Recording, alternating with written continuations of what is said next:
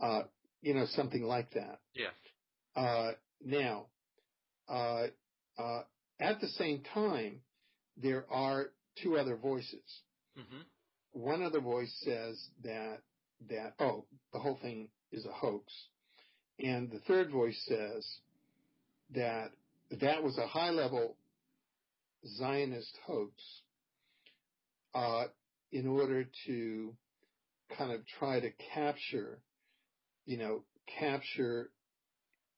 sort of a high-level Zionist blue beam hoax. That's right. This is exactly what the question. You've got me totally right. That's exactly what I want to ask. Yeah.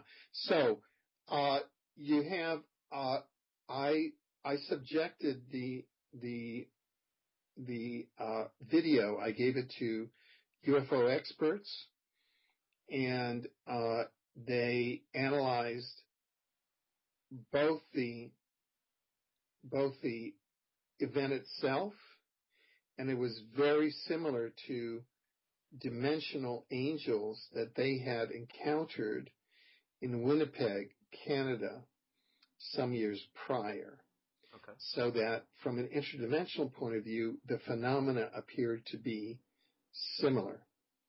And they deconstructed the criticisms in which they said it was a hoax, because they showed that it was not hoax, because during the videos, things like the street lights all shimmered. So it was not built around photography. It was a genuine video. And so there are good arguments that it is a genuine interdimensional event, that it could be a context in a positive way, communication in a positive way. Then along comes this interdimensional source, Matthew, whose mother I know, messages from Matthew. I don't know whether you know Suzanne Ward. Do you know? Yes, I am. Yeah. Yeah. Okay. So, and in the latest message from Matthew, I know Suzanne. We spoke at a conference together a number of years ago, and I followed the Matthew messages, and some seem spot on, but others are very hard to follow. And the latest Matthew message was that the Jerusalem UFO was a Zionist hoax. Okay. Kind of from the blue beam thing. And so that's the sort of thing where I say, well, look, I'm not going to take a position one way or the other. We analyzed and it looked okay. Then I've got Matthew coming in. I've also got people that have examined the Matthew channelings interdimensionally and say that some of them are fourth dimensional and have been infiltrated by the Anunnaki, by the disinformational memes from the fourth dimension. Yeah. So this is the sort of thing. A lot of the channelings that exist at the present time have been thoroughly infiltrated by the fourth dimension memes, which have been controlled by the U.S. Navy and by other Zionist and Illuminati and Anunnaki-controlled entities and organizations. Like with Blossom Goodchild in 2008, when she predicted. Do you remember in 2008? Yeah, sure. So that's the difficult thing, and that was a challenge when Stanley Fulham appeared with his book. And Stanley sent me his book in the summer of 2010, and he said, UFOs are going to appear over New York in 2013, and it was channeled. The whole book was channeled, right? Yeah. And so I said to myself, I can't promote. I said, Stanley, you're crazy. I mean, how can you create your book around the fact that UFOs are going to go over New York on October 13th, 2010. Yeah. Well, it occurred, right? It did. So, it was after that I went back and then started to study the case. And here you have a case where you have extensively channeled material, which is congruent with a lot of other material, and where there was an accurate prediction, and then other accurate predictions, because we went and checked out not only October 13th, but November 24th and January 2011 in London and in Moscow. In my book Exopolitics, written in 1999, we looked at, from a political science or an exopolitical science point of view, dealing with extraterrestrial or advanced intelligent civilizations governance models. Mm-hmm. And so there we used remote viewing and the transcripts and data from advanced remote viewers like Dr. Courtney Brown at the Farsight Institute, that established interactive communication with governance bodies within this galaxy. And that's one of the 14 or 15 separate database sources that exopolitics, like a social science like anthropology, uses.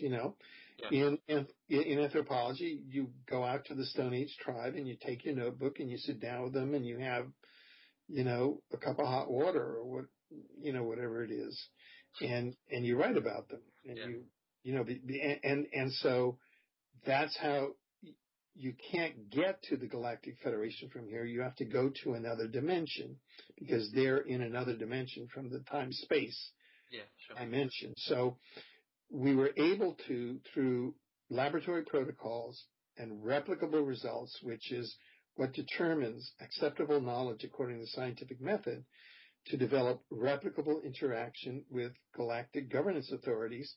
And I reported that in my book Exopolitics, thereby establishing formally, according to the rigors of the scientific method, the fact that galactic governance authorities exist and they have communications for humanity. And that was congruent with what the galactic governance authorities were saying in the Stanley Fulham material. So that was some of the background that I brought to that particular case. But it was only after the fulfillment of the October 13, 2010, that I took that seriously. Yeah, great. I mean, it's really, really interesting.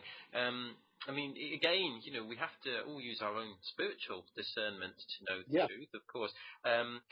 Personally, I feel that there is a mixture here of kind of genuine positive disclosure, kind of on the part of the extraterrestrials and interdimensionals, but there's also this kind of controlled disclosure going on to kind of introduce us to what the Anunnaki want to introduce us to. So now to just get back to answering your question, disclosure. Human governments now are Anunnaki and Illuminati controlled. So any process emanating from them, its objective is to continue the Anunnaki and the Illuminati policies, which generally are, at this moment, centered on ecocide and genocide. Yeah. However masked that is. I mean, we had Bill Clinton come out for an Internet Ministry of Truth 2 days ago. And most people say, oh, Bill Clinton, liberal Democrat or middle of the road Democrat. Well, no, Bill Clinton, member of the Bush cocaine gang, Dope Inc., who was only governor of Arkansas because he allowed the Mena, Arkansas airport to be used to bring in the cocaine by the Bush gang during the Contra days from Colombia. That's the Bill Clinton that's talking, who is a main spokesperson for the world Illuminati gang, and that Ministry of Truth could be implemented through CIA supercomputers, so that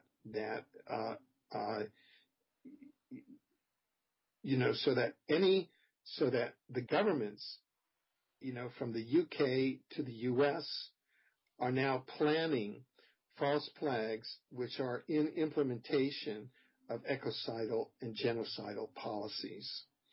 And that's the long and short of it. And that's any rational conclusion would come to that. So they have the technology to implement false flags. They have, we've had radar reports released of UFOs, which are 500 feet on a side, that have buzzed the Bush White House, Texas White House, and the FAA released the radar report on that, and that was a false flag operation.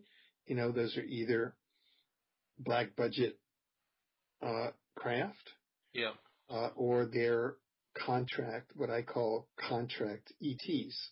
They're black budget ETs under treaty. So you have all of the necessary ingredients. You have of course. I mean, we have a Mars colony, and a lot of people have been saying that, including yourself.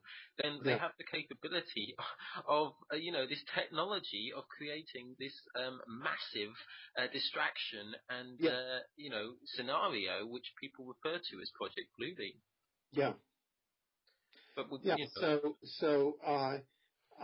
all of the signs point to the fact that the Illuminati side is moving in that direction. It's one of their projects, just like worldwide vaccinations has been one of their projects. Now the radiation extermination program is one of their projects. 9/11, Katrina, the Harp earthquakes, the BP Gulf oil false flag to break the Gulf current to bring about starvation is another project. Whether or not those projects are going to succeed remains to be seen. Yeah, I mean, this is all in our face, isn't it? It's in the Iron Mountain report as well. They talk about. Are you familiar with that report? Yes. So it's that way now, and a great number of our fellow humans are caught in the matrix, which is implemented mainly by the mainstream media that keeps the consensual trance going, through organized religion, through fear, through governments, through the mainstream media projecting the images. And, occasionally we have breakouts like the October 13th, 2010 flyover. Yeah. And then even there, fellow members, analysts in the exopolitical and UFO community will shoot down my analysis, and it becomes a bunch of infighting. So, we're just working very hard to get out a clear signal, and I really appreciate your asking me these questions. Well, you have such great and amazing credentials behind your name. So this is a really good chance to get this out and get people interested. I'm just going to quickly. I know we're kind of going up to 2 hours now. It's been really fascinating to speak to you. I would like to just kind of leave on kind of what you think. Do you think, where's this going? What's going to happen in 2012? We talked about ascension spiritually and politically. We've got very short amount of time. We've got obviously an election in the United States coming up. We've got people's names being talked about. Ron Paul. First of all, could you tell us politically where you think that the world's heading over the next year? Well, if I could reframe your question, the